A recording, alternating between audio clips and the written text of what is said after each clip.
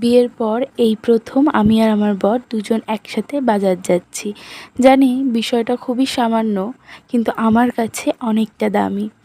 ভাবলেও অবাক লাগে, যেই ছেলেটা আমার জন্য স্কুল লাইফে চার রাস্তার মোড়ে দাঁড়িয়ে অপেক্ষা করতো, যার সাথে ঝগড়া, অশান্তি, কোনো সময়ে একসাথে না থাকার সিদ্ধান্ত, সেই ছেলেটাই হঠাৎ করে কতটা সংসারী হয়ে উঠেছে আর কতটা দায়িত্ব নিতে শিখেছে।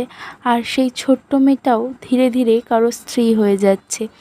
মাঝে মধ্যে আয়নায় নিজেদের দেখলে নিজেরাই অবাক হয়ে যাই।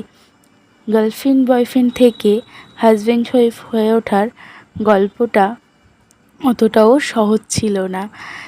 আজ এই সকালে ঘুম থেকে উঠে বাজার থেকে এসে সমস্ত টুকিটাকি সংসারের কাজবাজ করে সকালের ব্রেকফাস্ট করেছিলাম পিঠাই পরোটা।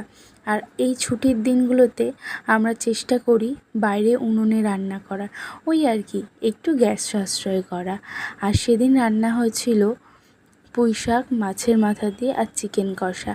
আর আমি না এই বৃষ্টিটার জন্য অনেক দিন ধরে অপেক্ষা করছিলাম একটু ভিজবো বলে। তারপর খাওয়া দাওয়া সেরে খেয়েছিলাম অরুণ আইসক্রিম।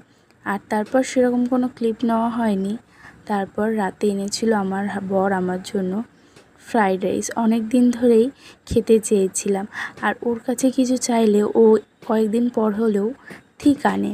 আর এই ছোট্ট সারপ্রাইজটার জন্য এইটুকু ভালোবাসা তো ডিজার্ভ করে, কি বলো তোমরা?